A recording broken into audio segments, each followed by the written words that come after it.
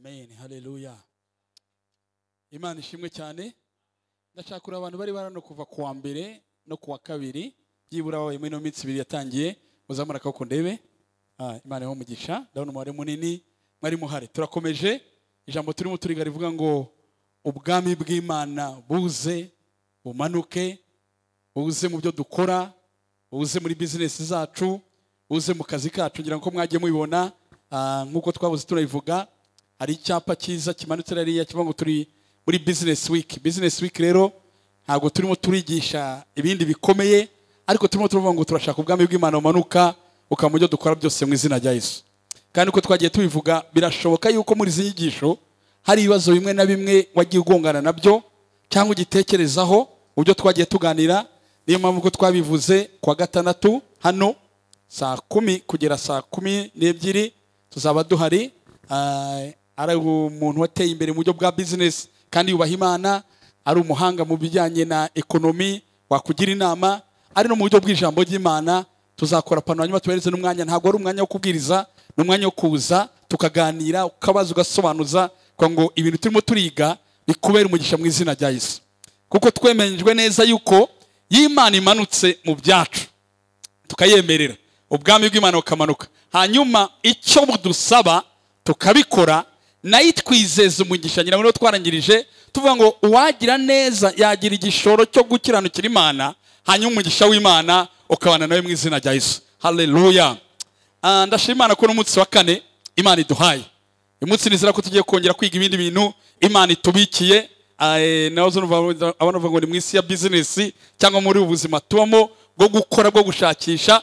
Imana ishimwe ko n'ibintu by'ibitubikiye ngo tubyakire mu izina rya Yesu. Ariko by'umwihariko ejo kwa gatanu ndashaka kurarika cyane by'umwihariko kwa gatanu tuzafata umwanya tukaririmbira Imana, tukaramya Imana, tukumva ijambo ry'Imana, hanyuma tugasenga mu izina rya Yesu. Tugasengera abantu barahangaha, hari bitagenda, hari ibyanze mu kazi kawe, hari bidakunda, hari byaguye hasi mujya mwitangwa n'ibyahiye. Ariko rero tuzafata umwanya nk'abakozi Imana nawe dufatanyije, dufata umwanya wo gusenga mu izina rya Yesu. Kuko turimo turizira ngo ubwami bw'Imana buza muri business yacu, ntago ubwami bw'Imana bwaza mu byo dukora ngo tugumye kuko twari dusanzwe mu izina rya Yesu. Iyo tumaze kumva iki dushakaho buri gisoza icyo tugambira mu izina rya Yesu. Hallelujah. Uyu munsi turakomeje ubwami bw'Imana buze mu byo dukora. Uyu munsi mfite ijambo rivuga ngo noneho reka ubwami bw'Imana buze no mu misoro yacu.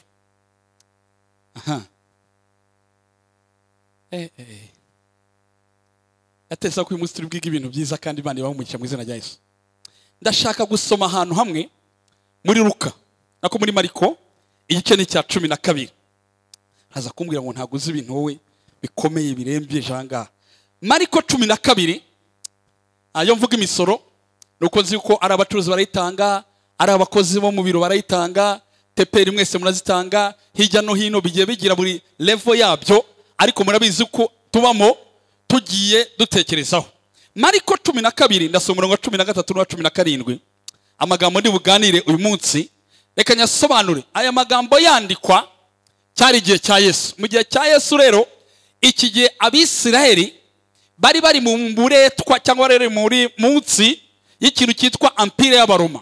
Empire y'Abaroma ni ahantu bese bari bayobowe n'Abaroma. Iki gihe mu kintu cyari kibarembeje n'impamvu bishimaga yuko Yesu agarutse, nuko bari bazi yuko Yesu agarutse ngo abavane muri ubwo bucakara bw'Abaroma. Murabizi Yesu amaze kuzuka mbere ko asura mu ijuru, baramubwiye ngo turizera neza ngo ikiye ko ari igihe cyo kugarura ubwami bw'Abisirayeli, kugarura ubwami muri Isirayeli. Mu yandi magambo, mu kintu cyatumaga barindire Mesiya, bashakaga umuntu bacungura muri Empire y'Abaroma, hanyuma kubera ino mpamvu babaho bari mu buretwa. Mu kintu kimwe cyari kibagoye muri Empire y'Abaroma cyangwa mu gice cy'Abaroma cyabayoboraga ni ikibazo cy'imisoro. Bari bakandamijwe n'imisoro mu buryo udashobora kumva. Noneho buri gihe bahoraga batekereza ngo ariko uwaduha ubwami butubatura bukatuvana mu buretwa bw'Abaroma, cyane cyane ko hari ikibazo cy'imisoro. Rero cyari ikibazo kigoye kiremereye, buri wese yumva aremereye. Hari abanyamurano bakavuga ngo imisoro ntuyizi. Kuva isi yaremwa kugera uyu munsi wa none imisoro yaho ziremereye. Hanyuma inkuru rero babona Yesu baramwita ibyo ari byo byose se ubwo ari umwami reka tumugerageze. Harimo amagambo abiri muri kino kiganiro tugiye kuganira.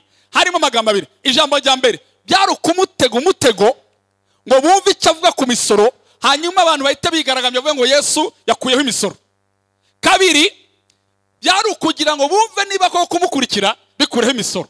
Munkurikira mvuga uko nkuri vuga. Aba Mariko gice cya 12 umurongo wa 11 bamutumaho kugera ku 17.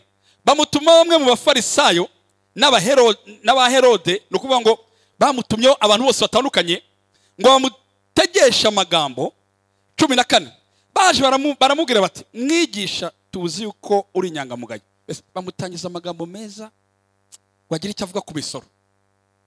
Munkurikire neza, mwigisha tuzi uko uri inyangamugayo kandi nturobanura abantu ku butoni, kuko utita ku cyubahiro cy'umuntu wese, ahubwo wigisha inzira y'Imana by'ukuri. Mbese amategeko yemera ko duha Kayisari umusoro cyangwa ntiyemera? Tuwutange cyangwa turorere? Subiza. Turabizi. Sizi niba abanyakazi bamubazaga, sizi niba businessman bamubazaga, ariko banavuga ati tubwire tuwutange cyangwa turorere. Mwumva amakuru rero.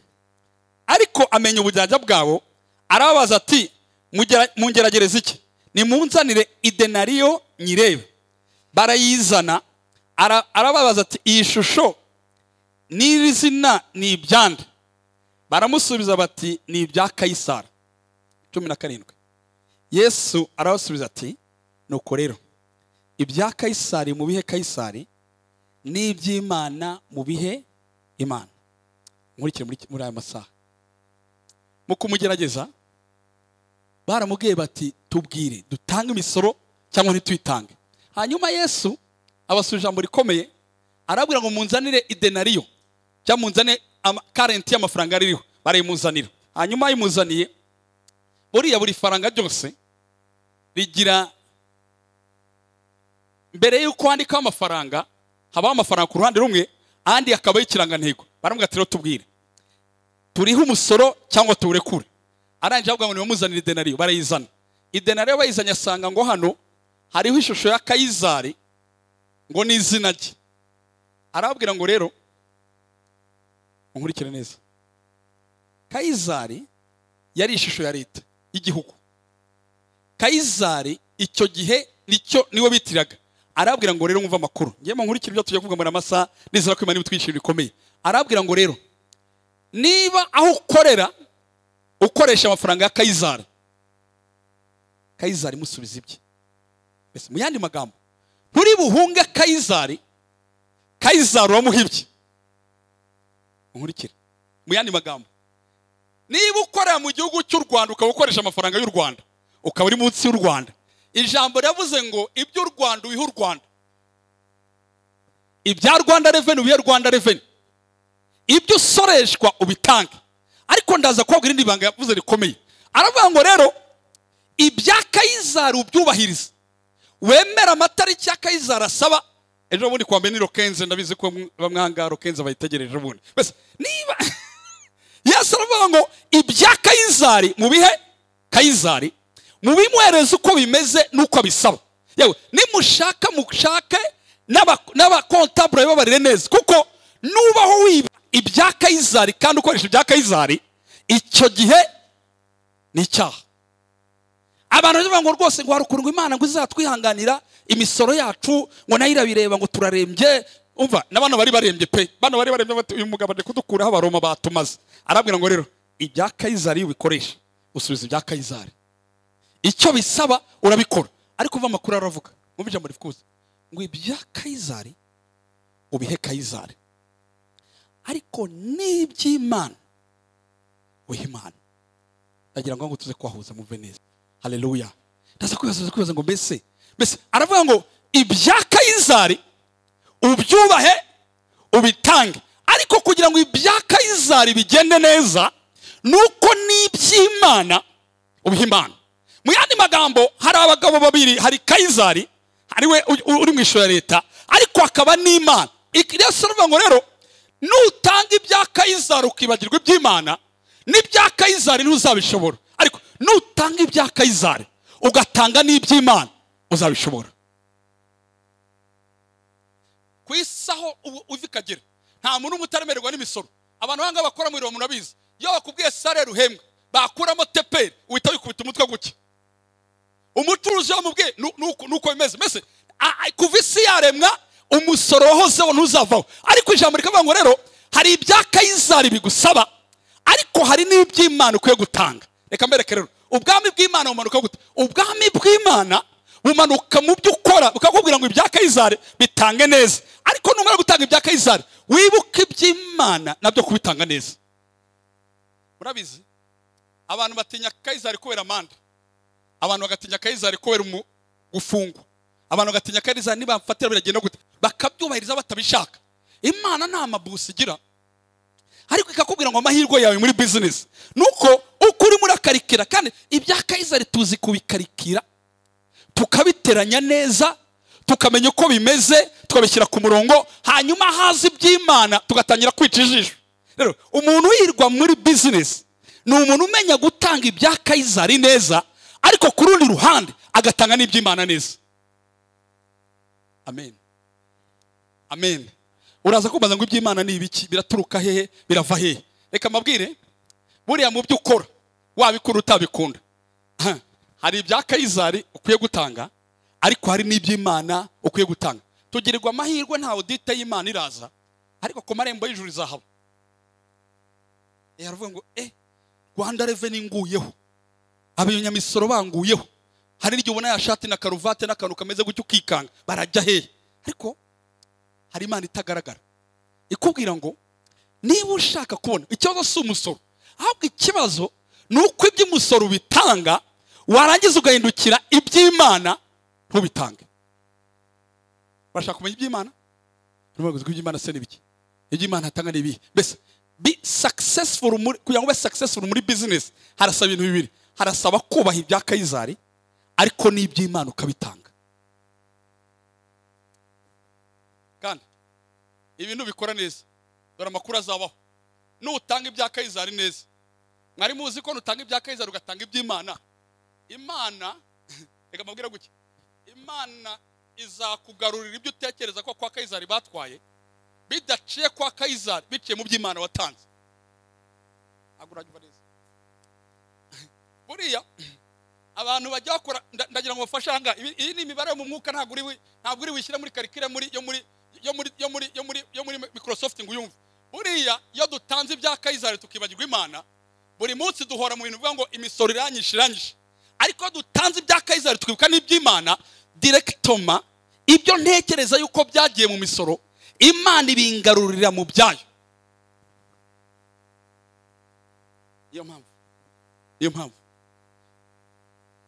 uko wiga kubara ibya Kayizari, niba ushaka kugaruza ibya Kayizari iga gutanga iby'Imana. Nutanga iby'Imana mu kanya ndaje mbabwire, ngiye kubabwira sure deal. Umuntu nibikore manga nukuri muzatera imbere mu izina rya Yesu. Hari ikintu bita muri sure deal, best deal iri sin. Ngiye kubabwira abantu benshi rero Satani arabariganya bakabwira Imana ngo Kayizari yabitwaye nta byawe dusigaranye. None bikarangira twebwe dutakaje ibyacu kandi twagomba kwigura. Imana iravuga rero ntimuzabure gutanga ibya Kayizari, ariko n'iby'Imana mu bitange, kuko iby'Imana ni mu bitanga. Ibya Kayizari bizubaka imihanda, ibya Kayizari bizagufasha kuba mu gihugu cyiza, ibya Kayizari bizagufasha iterambere. Ni byiza rwose, imisoro ku isi yose iteza imbere igihugu, ariko iby'Imana bizakugarukaho cyane. Nushaka wijye kujya kubara ibya Kayizari neza, uko ufite umukontabura ubara ibya Kayizari neza, Imana iragusaba kujya n'umukontabura ubara Maraki. Tujye muri Maraki. Ibya Kayizari tubihe Kayizari, n'iby'Imana tubihe Imana. Uramenye imisoro ya Kayizari ntizatume wambura Imana ibyayo, kuko uzabuhombye double. Igice cya gatatu, Maraki cya gatatu. Ndashaka gusoma amagambo ndashaka gusoma Maraki cya gatatu umurongo wa 8 yaza kugera ku murongo wa 12. tubika neza. Haravuze gutya ngo mbese umuntu yakwima Imana ibyayo. Rero batangiye kubaza Yesu cya kibazo Yesu yavuze ngo iby'Imana w'iby'Imana. Hano muri Maraki yatangiye ikibazo ivuga ngo mbese umuntu yakwima Imana ibyayo. Umva makuru. Ariko mwebwe mwarabinyimi. Myani magambo. Kaisari turamwishyurira neza hanyuma tukayambura. Nyamara murambaza muti twakwimye iki? Ahita avuga ngo ibyanjye mwanyimye imigabane ya kimwe mu 10 n'amaturo. 9. Muvumwa wa muvumo kuko ishyanga ryose uko mungana mwanyimye ibyanjye. Ikamaze mperekeza ngo mbagiranga. Imana isivuga ngo bujya muri business. Kaisari afite 18% barakagira ibindi barakagira ibindi bara imisoro. Imana ifite tarifu itazamuka itamanuka. Yiyakira 10%. Igitangaje tuzi kubahiriza 10% z'ahandi tukibagirwa 10% 10% y'Imana. Ikavuga ngo rero ibyanjye sinyeneye byaye byose. Ngewe ibyo niti byanjye just 10%. Hanyuma ndaza kubereka buri abantu benshi yoni yavuga ngo sinza kugufunga ariko undimo waranyambuye. Ngari muzi ko buriya icyacumi si cy'inegosiya n'Imana. Nibyo avuga ngo ibya Kaisari mu bibare neza muyihereze. Iby'Imana nabyo byitwa ibyayo. Muyihereze. Unkurikire. Abana twacirese twese. Uzi ko Yesu avuga ngo ngari muzi ko nimugira ngo ni mu Rwanda gusa. Buriya avuga ngo na Israeli yose ngo yavumwaga umuvumo wo kudatanga iby'Imana. Hari nta mapingu igira iza kugufunga ariko irakubwira ngo 10% sinirirwa nyigufungira kuko ni inyungu yawe. Uramukye neza? Bese buriya Imana ntiyagufungira icyacumi kuko uhomba si Imana, uhomba ni wowe. Unkurikire. 18% n'ibindi basaba n'imisoro yongeraho iyo igihugu kikwiye kuyaka kugira ngo gikore kibeho kandi gitere imbere turabyemera neza. Ariko Imana yikwaka icyacumi nta mapingu yirwizana kuko inyungu si yayo, inyungu ni izawe. Buriya yudatanga icyacumi ntuhima Imana kuko Imana ifite ububiko bukomeye. Ariko uhima ni wowe ubwawe. Bese mwani magambo umu businessman wicanga hubaha Imana udatanga icyacumi nta kimana ihomba worahomba. Reka tubinegose Mana uko kwezi urabona byabaye byinshi. Reka nkujyamo ikirarane uzarenze rokenze ro kuni mashini itayikuba hariya bibeshye gusa rokenze saa 7 z'ijoro zigiri uro kuni mashini itikuba ngo papa ntubigaruza ntimunanegosiya ntimunavugana. Imana ikagura ngo njye sinkora nka Kaisari. Ngewe nudatanga ibya Kaisari wabihaye Kaisari afite conditions ze akagira n'ibyo gusaba. Ariko n'iby'Imana ku rundi ruhande iyo mbigusaba si ikibazo cyaho bijyana n'abapasteri ngewe rwose sinanabitanga barayanja. Uri murahomba ni wowe. Imagine ufite salaire y'ibihumbi 700 Kaisari akatamo yayandiye kayakuramo na caisse sociale bakakata. Warangiza ayo sigaranye kabura ngo nayo ngaye rega ibya Kaisari wabitanze kandi ibya Kaisari ni itegeko kukazi nago muburana. Hanyuma ayo sigaranye niba ari 350 ukayibwira ngo urumva mwami reka tunegosiye. Buriya uhomba si Imana, uhomba ni wowe. Ubundi icyacumi ni icy'abantu bamaze kumenya amahame y'ubwami bw'Imana n'iterambere mu bwami bw'Imana. Haleluya, haleluya, haleluya. Jambo n'abantu bashakira za envelope z'umweru nkabana banasinya bashyira muri envelope batagira gute. Ikihutirwa no kumenya ino principe. Aravuga ngo rero ibya Kaisari mu b'Imana hanyuma ibya Kaisari muhe Kaisari n'iby'Imana ibyitwa ibyayo muyihe. Ikavuga ngo rero nta kintu. Noneho rero ku murongo tugiye gusoma iravuga ngo reka dukorane no business yuzuye. Munkurikire neza rero umurongo wa 10 wa 9 no kwa 10 utangira kuvuga business yuzuye. Rero reka dukorane icyo bitwa sure deal. Dukorane business yuzuye. Umva kwivuga mwumve neza. Wa Kaisari rakurembeje wanakubwiye ariko avantage zawo n'uw'Imana uri hariya nawe ugiye kubwira avantage zawo. Buri impamvu tudatanga aya nuko tutabizi ndaza gukirana ibintu byinshi cyane uvanva ngo mu isano rya kera ngo mu bya 10 ngo cyari cyo mu isano rya kera. Ndashima Imana ndimo nabigisha nanjye ndakora nishyura ADEPR nanjye kimwe nawe nkurikira umva ro kuntu diri meze. Aravuga ngo nimuzane imigabane ya kimwe mu 10 ishyitse. Umva neza icyo bita ishyitse full amount. Muzane ishyitse muzane yuzuye ntimundirishe. Mwumva ukuntu business yatangiye ntimundirishe ko mufite ikibazo cya Kayizari ariko nanjye mfite ikibazo cy'ibyanjye. Rero muzane sinzi uko babibara sinzi uko babiteranya sinzi uko babigenza. Aha kuzi kuzana muko nabura kabibara neza ibya Kayizari kuzi kwicara ukamenya ngo ku mushahara wanjye net hava amafaranga yose mpembe umumbe w'umushahara wose havaho aya hagasigarayo hari utabizi. Aravuga ngo rero ukutiba Kayizari n'igice wige nanjye kutangira.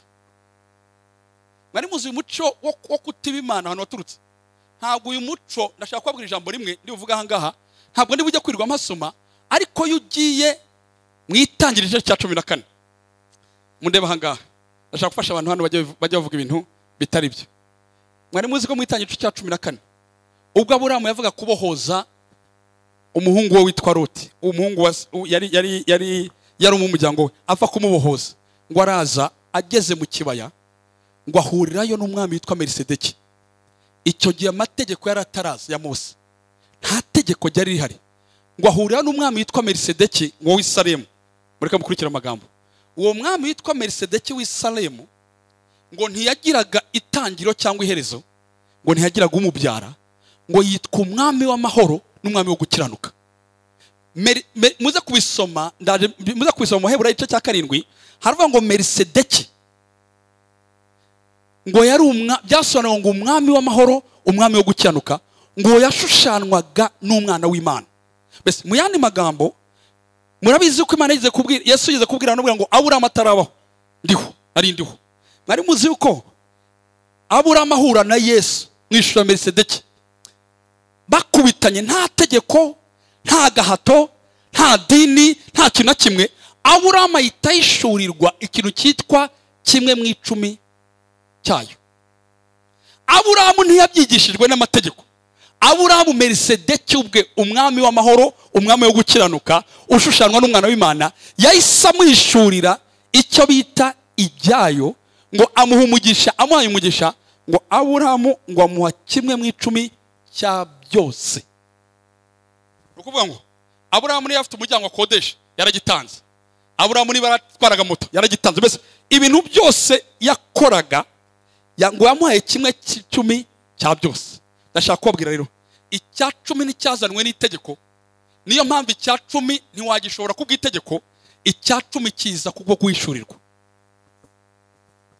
Ago mwari mwanyu buriya niyo umuntu yagutegeka ngo utanga icya 10 akirirwa biririmba akaba ngo uzana usenye nahanga ntabwo uzafutanze icya 10 nk'itegeko ahubwo icya 10 kizaza nk'ishukirwa umenye ngo buryo uko ibya Kayizari mbitanga niko n'iby'Imana nkwiye kubitanga mu byuzuye. Abantu bahishuriye batanga icya 10 batajya bakiba ntago bakimenye kubw'itegeko bakimenye kubwishurirwa.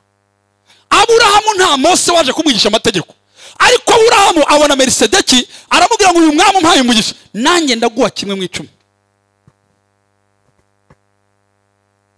Iyo kiri mu mategeko uhora w'iby'Imana iyo bihawe ishurirwa utumenya ngo wa niho bibitse. Ego umwanya wanjye mwana wanjye uranjyanye. Rero nagira amabwire ko icya 10 ntago cyazanwe n'amategeko. Niyo mpamvu no mu gihe cya none ko gihe cy'amategeko cyarangiye icya 10 cyo kiriho kuko n'iby'Imana uyisubiza. Yawe nta nayibonye Melisedeki umwami w'amahoro umwami wo gukiranuka. Muze kubisoma mu Heburayo 7 ngo Aburahamu aramureba aravuga ngo nubwo nta muntu wimbwiye areba ibyo yarafite ngo kandi iminyago myinshi afata mwiza baramuhereza akora karikire arabihereza. Yesu aravuga ngo sinzakuraho Kayizari ariko niba ushaka kubona utera imbere hereza Kayizari bye nandi uhindukira umpereze ibyanjye. Hano aravuze rero ngo umpereze total amount. Bese umpereze imibare yuzuye. Munkurikire neza turi kumwe ishyitse mubishyire mu biko inzu yanjye ibemo ibyo kurya. Hanyuma buriya ntago baverisa muri Rwanda Revenue kuri konti zose abonetse, hari konti yagenewe imisoro. Mubizi buriya no buriya n'iby'Imana bifite konti yitwa mu nzu yayo. Yabura ngo kandi hari umuntu uzinya nyihera. Ndimo navuga ama principe y'Ubwami bw'Imana. Irashaka umujyane step. Urabona hari agreement rero bw'Imana, nabwo ngo ni Imana ikora partnership. Ifite agreement 1 emena yukunyiba. 2 uzane icyacumi cyuzuye.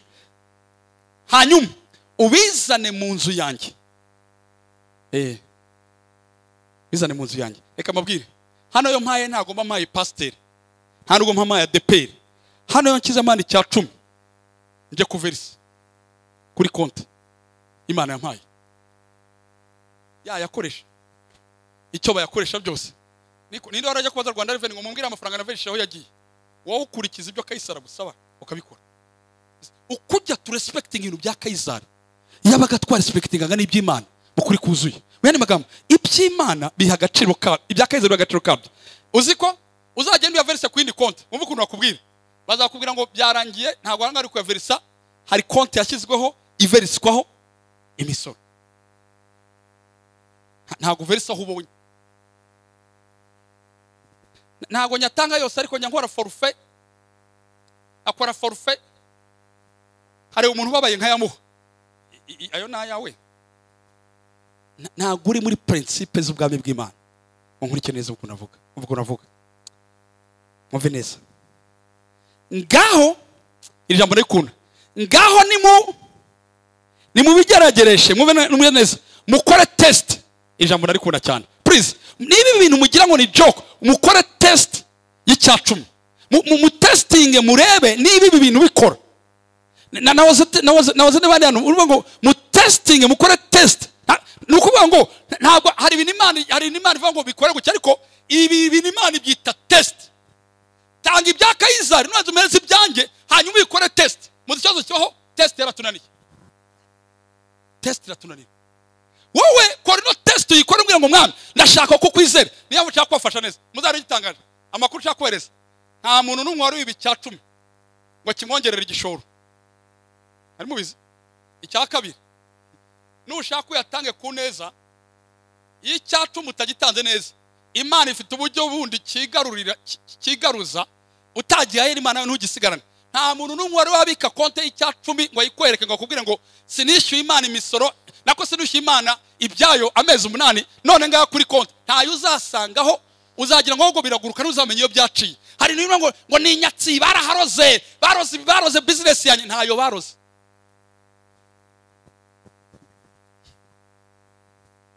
Hari ibintu turimo hano mugi mama wi iravuze ngo bararoze kandi abarozi bakuroze nujya inanzi nyatsi ndakubitase nyatsi irimo irakubwira ngo reka ibyo ngibyo byose test me with the tithe. Ngeregeresha NDCM, ngeregeresha icyacumi ibindi uzabimbaza. Naraye kanyarira ngaruza business yanjye ntabwo iri kubwira kurara kanyarira kuvuga ngo wowe tu witness test kora test kuri ngewe ariko mwaretse tukaba business kuko buzuye kabisa. Umuntu adwayirinye nzaza mari wa iminsi 3 ndimo ndirukana inyatsi z'abantu bakuzungurutse babantu bamucuruza nyandi bacuruza amamesa nibo bakuroga mwizina rya Yesu abarozi ndabanze kandi test yakunaniye.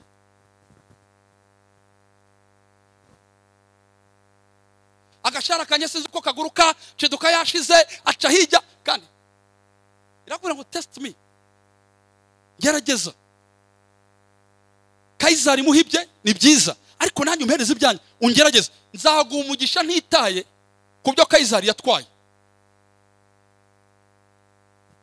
Uva makuru abaho abo twiganye kwa kare muri kijambo nabigishe ngo test me ungerageze mungeragereshe ni kwitaka nyine ngabavuga murebe ko ntazabagomorera imigomero yo mu ijuru. Muri kwa murongo twasomye izabakingurira konte yiwe, izabakingura ububiko bwayo, ibavubira imvura. Arabatari bareka tusome bese muri ya konte buriya kugira ngo ugire sheki iro tirajya muri ya konte imwe twavuze kanye basubira muragira ngo muragira gutera kwa 2028 kugira ngo nibutije turimo turashaka ngo dusenge Imana dusoze ariko twumvisha ibintu gutera kwa 2028 28 umurongo wa 12 basubiramo haravuga ngo Uwiteka azagukingurira ijuru ububiko bwe bwiza ngo ajya kuvubira imvura mu bihe byayo ahe umugisha imirimo kuva mu maboko yose uzaguriza amahanga menshi maze ntuzayaguzaho. Ya banke nababwiye dore ikifungura test me koresha icya 10 cyawe urebe ngo ndafungura ya miryango.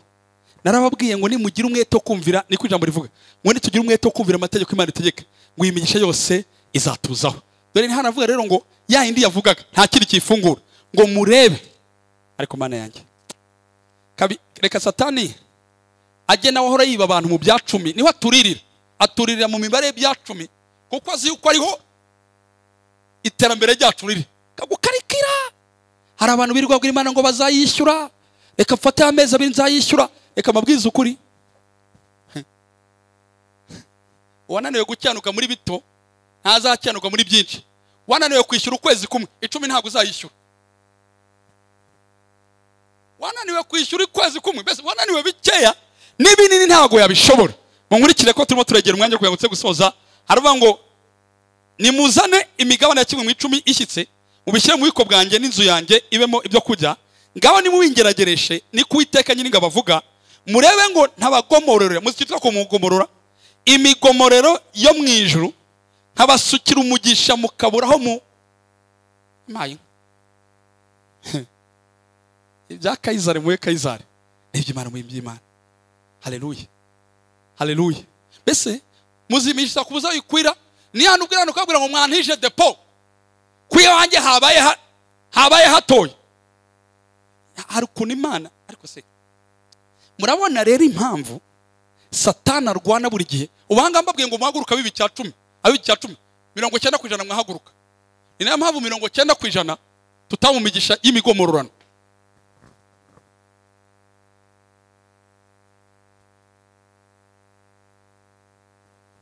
Bamakuru 1 nzarekura umugisha urenze indenga kamere nawoze mbara ngo ni extraordinary blessing andi bavuga ngo ni abundant blessing ni imigisha udashobora gukarikira ngo urebe kubera iki kuko iby'Imana babihaye iby'Imana.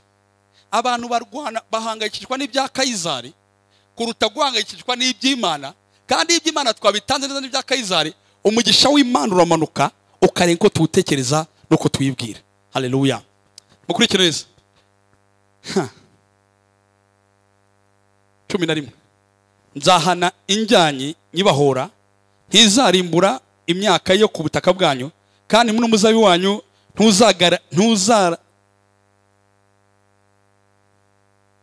ntuzaragarika imbuto umutima mu murima igihe cyawo kitaragira ni kuwiteka nyir'ingabo avuga. Kandi amahanga yose azabita abanyamahirwe successful people kuko muzaba mu gihugu kinezeza ni kuwiteka nyir'ingabo avuga. Kamirangiza reka mvuge gutya ari muza makuru injyanyi ni insect ni utuntu dutoya ni utuntu tujye ibintu nitwereka ko twayiriye. Mwari mwabona wari ubika umwenda mu nzu ugasanga nk'imbeba cyangwa akantu kariye hano kayitesha agaciro kubuta cyakambara. Satani ku bantu badatanga icya 10 bibagirwa yuko icya 10 ari protection yabo. Reka mabwire icya 10 ni umugisha wawe ariko buri icya 10 kirenza ku umugisha kigahinduka protection y'ibyawe. Ntabwo muri mwanyumva neza.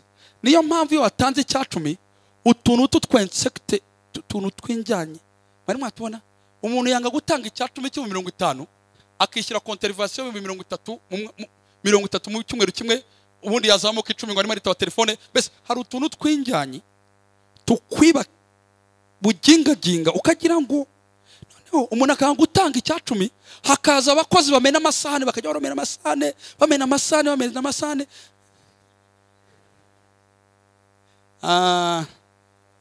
reka Madame arahangangiye kwivuga wengeye kwivuga. Madame yeretse ko maze nse. Namaje bajya kwibati inyabugogo baranyibye barandangiza. Nse ngo akore inyabugogo ntibakwibye wabigwe n'ikiza. Atuzi ko bujya tujya gusaka tugasanga abacuruzi bahisha imipira munsi y'igitanda cyabo ngo size umuntu akoranaga buriya nzamaza ni baratangaga icyacumi cyagiye kuko buriya injyanye hari ukuntu wima Imana ukigira umuntu hango jewe rwose imisoro yandemeje umva ukagira umukozi akajya bika bitatu injyanye akabika bitanu ugakora karikire ko ntahavuye buriya ntimwari mwamenye ko gutanga ibya Kayizari biraguproteja ariko n'iby'Imana it's your protection. Icyacumi si itegeko, icyacumi ni ishukirwa. Umuntu wenya ngo ni umugisha wanyu ushingiye kandi ni my protection. Buriya muwa mu bintu mutazi hakazaga ngo hariya gaturutse hariya wi ra bibi iravuze ngo Satani arakwegereye n'abarozi ba wapi injyanyi zaraje.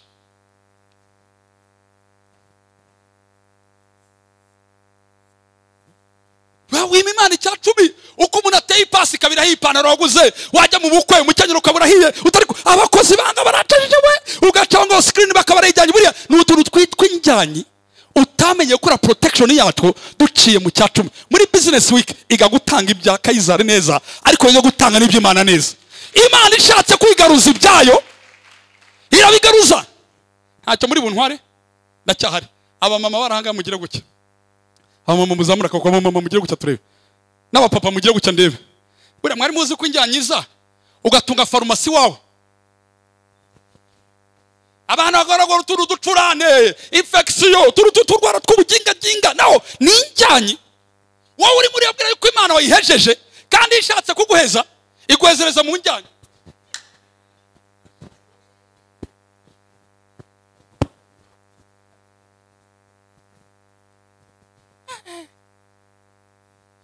Muyandi magambo ntacyo wima Imana ngo gisigarane bagahora bagonga amarotorovizeri bagonga ibinyoteri bese ukagira ngo gasyatabaye wowe kujya bese deborosolaje bagonza ha bitanu kandi injyanyi nitwara byinshi igende kubita ukabona utuntu bagonza imodoka baye nk'agashagaga urazira iki injyanyi mutange mu ibyanjye mutsubize ibyanjye ibya Kayizari ibya Kayizari nanjye ibyanjye muri hanyuma murebe ngo ndakora protection kugira ukitwa injyanyi.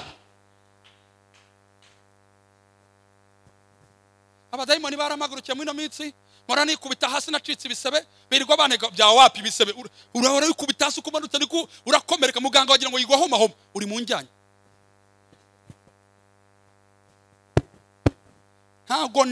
ntago narangiza business week ntakubwino short deal witwa icyacumi.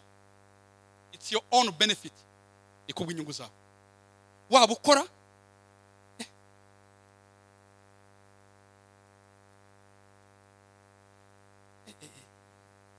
mugende murebe biri wanyu kandi yabyemera no ujya gutanga icyacumi gose uracyemere kugishyira muri envelope neza wakizana ngo kikaza nawe usengere ukagira Imana ngo iki cyacumi ndakijyanye iki cyacumi gikingura inzugi zo mu ijuru iki cyacumi kindindi njyane iki cyacumi cyo my protection y'ibintu byanjye mu izina rya Yesu. Bakinumye rakagitanga batanseka n'ubundi bakapfa ntugatanga icyacumi kine iyi ntago ari offering batanga bakine no offering batanga buryo budasanzwe.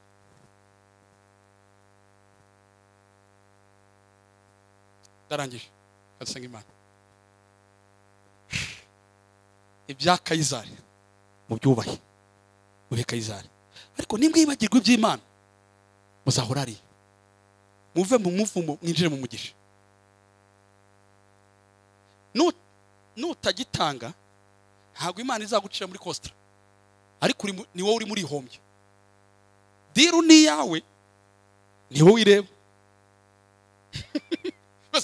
Ntabwo Imana ikeneye kwirukanka ngo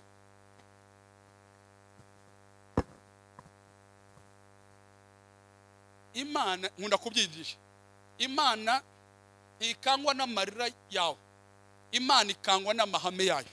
God doesn't care your tears, he cares his principles. Ntabwo Imana uyikangisha amarira ahubwo uyikangisha principle yashyizeho. Aho kwirirwa njya ku musozi ngo ibintu byaratwawe ngo Satani ngo muri parafo ngo ibeba ngo zageze muri business yanjye ntabwo ari amarira Imana irimo iri kwibaza ngo ariko principle wundi yirukana imbeba ni iyi principle wundi yo kugukingura imigomero ni iyi zamura amaboko akira umugisha uraje ntabwo ari cyo kuzamura amaboko ni ikibazo kikubwira ngo principe ifungura inzugi zo mu ijuru ni yihe? Zana envelope ifungutse ahangaha witereka ahangaha Imana iraje tubure. Ibyo ni nko kuba mu kipusipusi cya kindi buri guzira gutya. Imana ni muranga mutima yawe. Imana muri principe yavuze ngo ibya Kayizari ube Kayizari, ubikarikire neza, ubitange neza, kuko nutabitanga neza igihugu kizaguhana, uzagirwaho amande. Ariko ku yindi side iby'Imana ubitange nabyo nkuko bisabwa. Reka senga Imana maguruka. Iraremere ko nagomba kwivuga. Navuze ngo reka maguruke.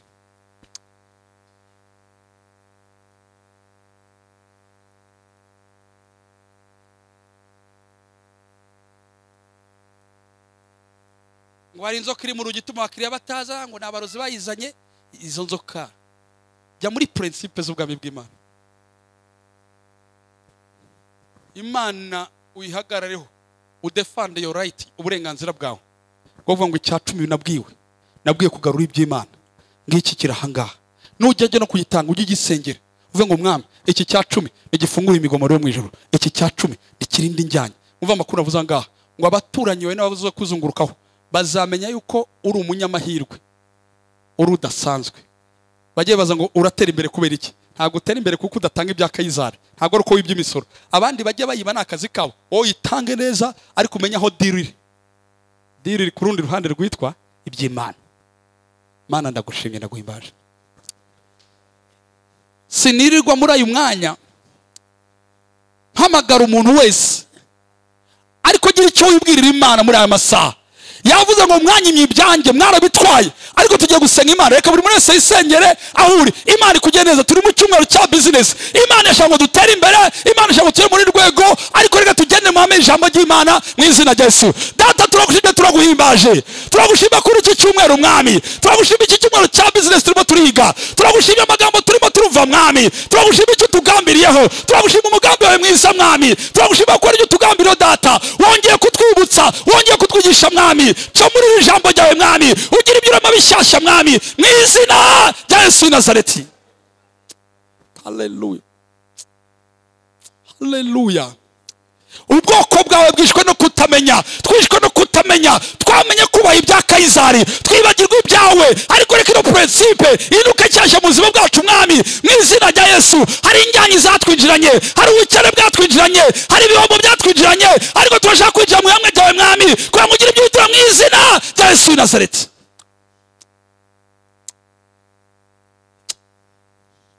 Iri jambo twizeye, iri jambo gitwa ibyawe, reka birigaruze ibyacu byanyazwe, reka bigaruze ibyacingiziye zariye. Waravuze ngo ushobora kubigaruza, reka tugarure mu bwami bwawe, reka bikingure inzu zakingitse, reka wongere gukingura inzu yo mu ijuru mwami, utugomorere mwami, twubahe ihame ryawe mu izina rya Yesu. Ndasenze ibirenze ibyo Samweli yasobanura, ibirenze ibyo Samweli yavuga muri ino minota, ibirenze ibyo twakuva ahangaha. Umwuka waragenda bishuriye abantu, umwuka waragenda bishuriye abantu. Reka icyacumi gihinduke revelation, reka icyacumi gihinduke ishurirwa ridasanzwe mu izina rya Yesu. Turi mu maduka yacu, turi mu kazi kacu, aho tugenda mwami, mu izina rya Yesu. Dusabye imbabazi mwami aho tutakoresheje rino hame mwami. Dusabye imbabazi mwami aho twatinye Kayizari, twibagirwa iby'Imana mwami. Dusabye imbabazi mwami aho twakwirengagije tugatinya Kayizari mwami. Reka uduhe ko nguhere none mwami, uko turi kubaha ibya Kayizari n'ibyawe tubyubahe mwami.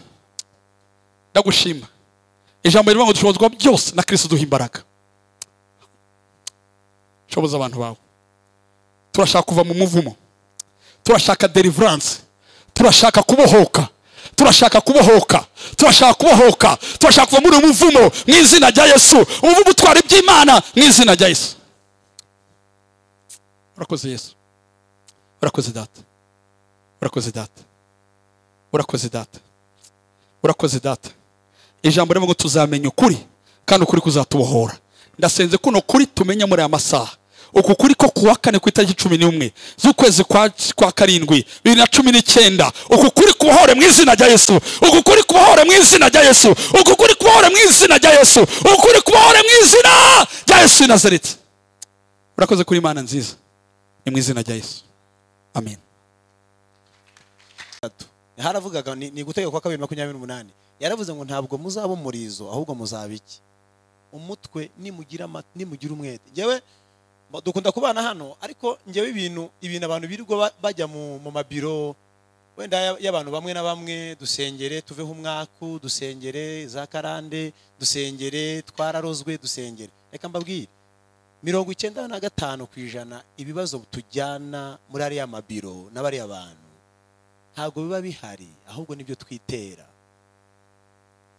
Ko mutanyumva nibyo tugira gute? Ibintu 95% bya bibazo tujyana mu mabiro. Hari abantu bafite ngo mabiro za Gikondo, ngo ino mukozi w'Imana nsengera ndiho umwaku. 95% nta bibazo biba bihari ahubwo nitwe tubyitera. Nitwumvira Imana tuzaba abanyamugisha. Haleluya. Itegeko ry'Imana urishize mu bikorwa nta kindi ubu munyamugisha. Ubu uri nk'igifaru kigenda muri uyu mujyi. Nta dayimoni gutangira. Imana ibane namwe. Imana ibane namwe. Kandi reka babwize ukuri nicyo. Babwira ibintu bikubiri. Babwira ikintu kimwe. Mu cyumve mugishira muri gahunda. Muri iki cyumweru itariki muyizirikane. Umusoro wa leta ni mubwire utange neza. Uzabugize neza. Ngiye kugusengera ngo Imana igushoboze kubyumva. Ikindi tanga icya 10 neza. Uzaba umunyamugisha. Uzaba mu gihugu cyiza, uzaba no mu itorero ryiza. Imana ibane nawe. Ubikore neza kandi numva ntukajye ubikora uhumirije ngo kamfe kuya nupfa kuyatanga uzapfa kubaho. Ntukajye upfa gutanga. Uyatanga bivuye mu mutima. Imana ibane nawe. Ngewe imva mbabwire. Reka mbabwire ntabwo nabatinze. Nimubona abahungu bahagaze hano ku muhanda bafite imbunda, bambaye neza, batambaye imyenda icitse, mbabwire iyo utanga umusoro birakugarukira mu gihugu. Uriya musoro ugura umutekano tukarindwa. Ko mutabyumva? Ko mutabyumvise? Ko mubabona barimo bararinda amaduka yanyu kubera iki batabiba nuko baba bahagaze hariya. Bira bintu bisaba amafaranga. Ko mutabyumvise? Ntago mubyumvise? Muri abanyamugi bira bintu bimo amafaranga. Baba ari smart bambaye neza, magazine yuzuye amasasu. Amasasu agura iki? Agura iki? Ayahe? Murakoze cyane. Ni ibintu bitugarukira tukaryama neza tukabaho neza. Ntabwo ari bitugarukira. Hanyuma ni imihanda isakuriya ni ibintu bitugarukira. Ku cyacu miho yabibabwiye. Indyanyi tugiye kuyirinda. Hawe uzirinda ugomba kugira gute? Gupratikia itegeko ry'iki? Mana turagushimiye. Turagushimiye Mana. Turimo turiga ijambo ryawe kandi neza cyane. Reka abagaragu bawe n'abaja bawe udushoboze mu izina rya Yesu. Ni ibintu bikomeye, birakomeye kubera uburyo twabayeho, kubera uburyo twakuze, kubera uburyo twarezwe, kubera imyumvire twigishijwe. Birakomeye, ariko nubwo bikomeye dushobozwa byose na Kristo duhereza imbaraga. Udushoboze kandi ubane natwe. Udushoboze mu izina rya Yesu. Udushoboze mu izina rya Yesu. Muntu wese mwe kubaha ijambo ryawe no gushira mu bikorwa ijambo ryawe.